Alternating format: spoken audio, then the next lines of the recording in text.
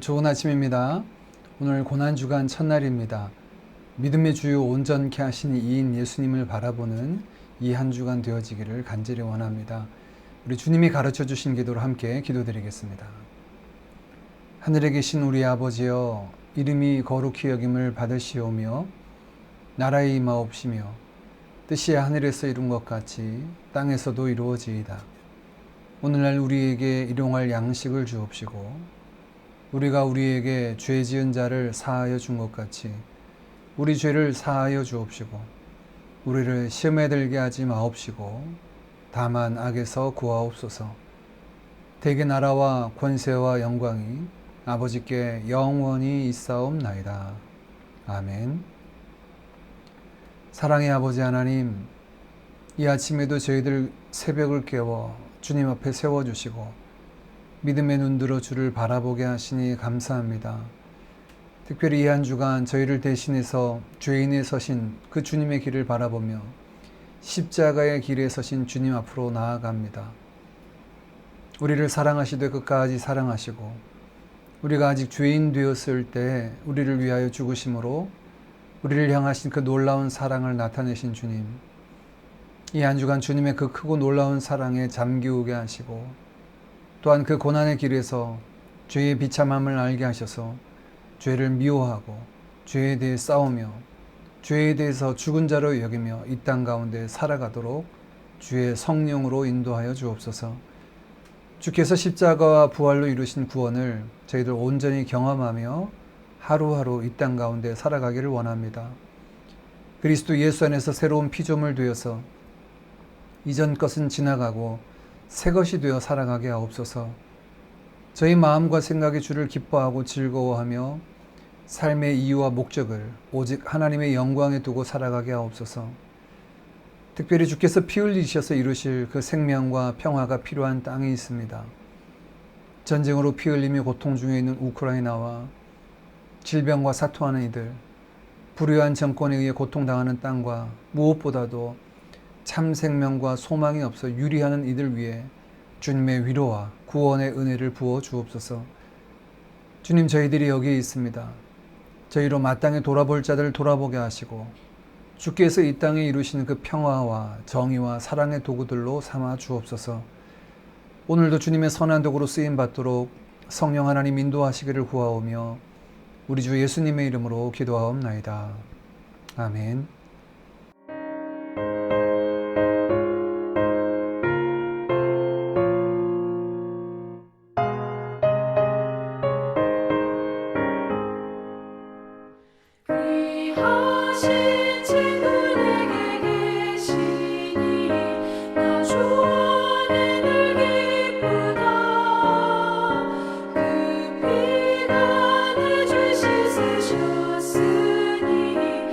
주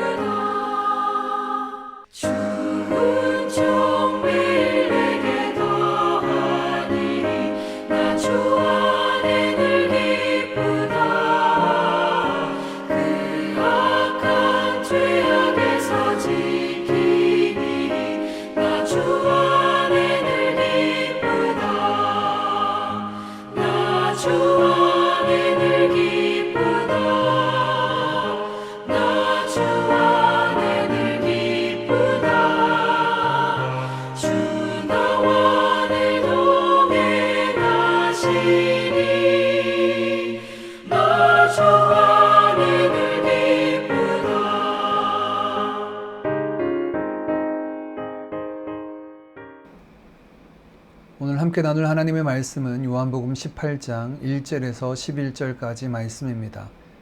1절 말씀부터 함께 보겠습니다. 예수께서 이 말씀을 하시고 제자들과 함께 기드론 시내 건너편으로 가시니 그곳에 동산이 있는데 제자들과 함께 들어가시니라. 그곳은 가끔 예수께서 제자들과 모이시는 곳이므로 예수를 파는 유다도 그곳을 알더라. 유다가 군대와 대제사장들과 바리새인들에게서 얻은 아랫사람들을 데리고 등과 횃불과 무기를 가지고 그리로 오는지라. 예수께서 그 당할 일을 다 아시고 나아가 이르시되 너희가 누구를 찾느냐? 대답하되 나사렛 예수라 하거늘 이르시되 내가 그니라 하시니라. 그를 파는 유다도 그들과 함께 섰더라. 예수께서 그들에게 내가 그니라 하실 때 그들이 물러가서 땅에 엎드러지는지라.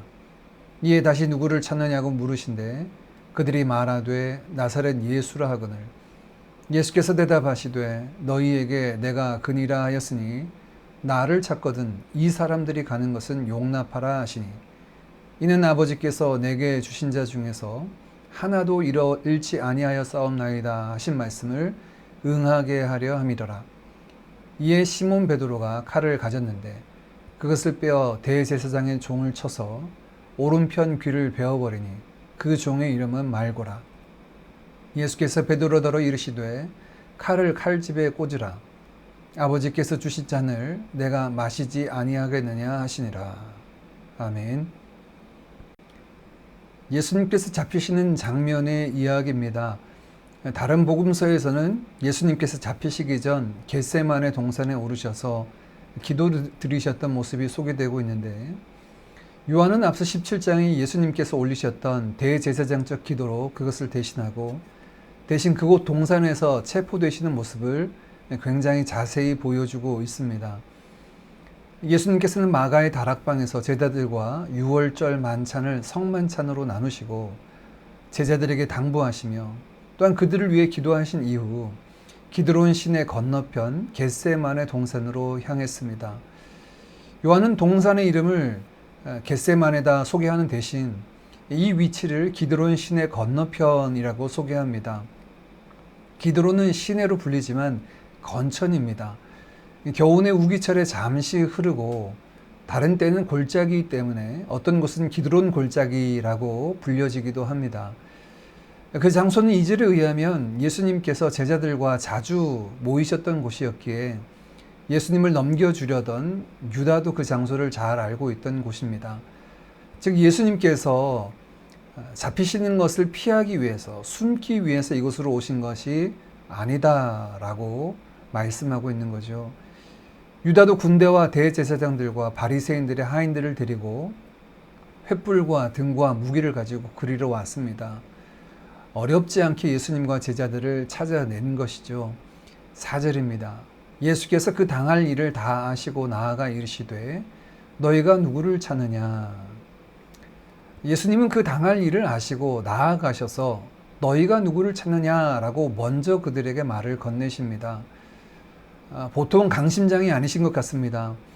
자신이 당할 일, 곧 십자가 죽음을 아시면서도 자기를 찾는 이들을 피하기는커녕 그들에게 먼저 나아가서 말을 붙이신 거지요. 대답하되 나사렛 예수라 하거늘 이르시되 내가 그니라 하시니라. 그를 파는 유다도 그들과 함께 섰더라. 예수를 찾는다는 말에 내가 그다라고 말하셨습니다. 자기 자신을 진술하시는 예수님의 대답은 굉장히 짧고 강렬했습니다. 전에도 요한복음 묵상에서 자주 만나게 되었던 내가 그다, 나는 누구이다 라고 하는 표현은 요한복음에서는 굉장히 자주 등장하는데요. 이는 하나님이신 예수님을 드러내는데 사용됩니다. 요한의 복음서의 시작은 태초에 계셨던 말씀, 하나님과 함께 계셨고 하나님과 함께 창조하셨던 말씀이신 하나님에 관해서 소개함으로 시작합니다. 그 말씀이 육신이 되어 우리 가운데 거하시는데 우리가 그의 영광을 보니 아버지의 독생자의 영광이요 은혜와 진리가 충만하였다라고 1장은 선언하고 시작합니다. 예수님은 누구십니까? 요한복음에서는 예수님은 신적 권위를 가지신 하나님으로 소개하고 있습니다. 자기를 찾는 이들 앞에 내가 그다라고 대답하시는데, 이 표현은 시내산에서 모세에게 나는 여호와다, 나는 스스로 있는 자다라고 말씀하실 때 그 표현과 같습니다. 즉 예수님의 신적 자기 표현이다라고 할 수가 있죠. 예수님의 그 표현 앞에 예수님의 선언을 들었던 잡으러 왔던 군사들, 종들은 뒤로 물러가 땅에 엎드려졌다라고 6절은 말씀합니다. 예수께서 그들에게 내가 그니라 하실 때 그들이 물러가서 땅에 엎드러지니라. 이 모습에서 누가 잡으러 온 자이고 누가 잡히는 자 같습니까? 잡히시는 분은 예수님이신데 그분은 승리자의 모습을 가지고 있습니다. 죄인의 모습이 아니죠. 두려워하시지도 주저하시지도 머뭇거리지도 않으셨습니다. 숨어 찾아들지도 않았고 당당히 그 죽음 앞으로 걸어가고 계십니다. 얼마 전 수요예배에서 살펴봤던 마가복음에서는 이 당시 모든 제자들이 혼비백산하여 흩어졌는데 오늘 요한은 예수님께서 그들을 보호하시고 의도적으로 돌려보내시는 모습을 덧붙여서 소개하고 있습니다.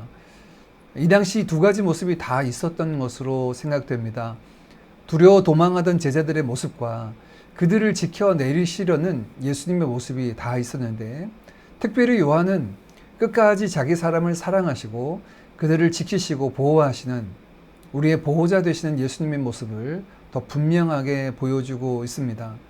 내가 그다라고 할 때 두 번째 대답에서 내가 그니 나를 두고 다른 사람들은 놓아주라 라고 말씀하시는 그 모습 속에서 우리는 우리를 사랑하신 예수님의 모습을 발견하게 됩니다. 주님은 어떤 분이십니까? 죽기까지 우리를 사랑하시는 분이십니다.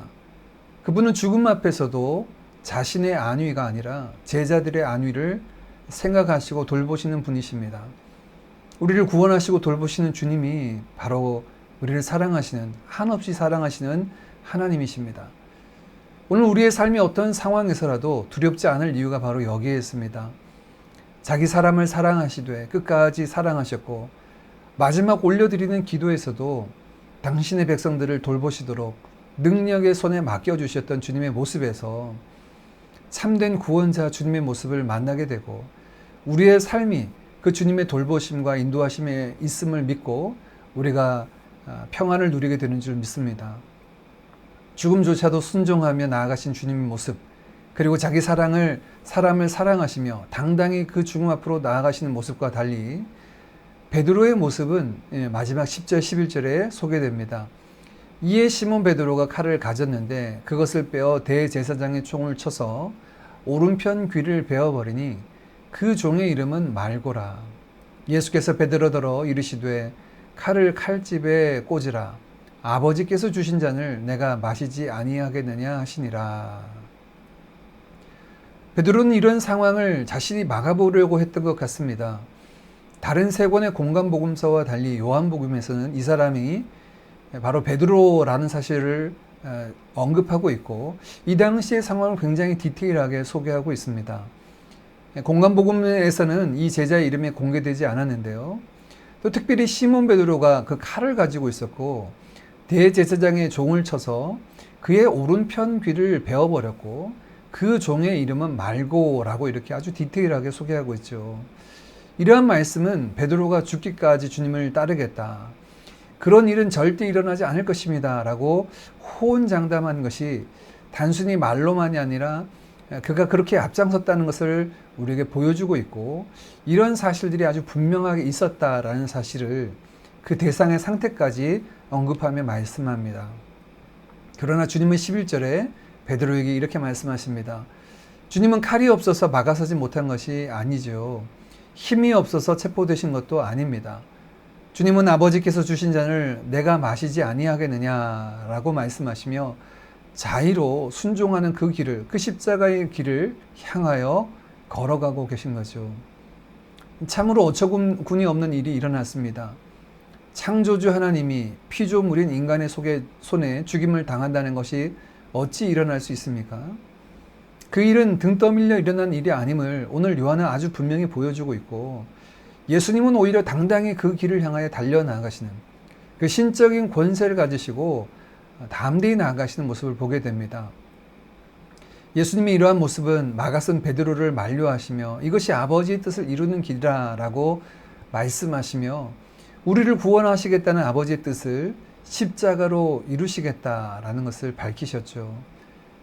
오늘 고난주간 첫날 기도에서 우리는 십자가를 향해 당당히 걸어가시는 주님의 모습을 만나게 됩니다.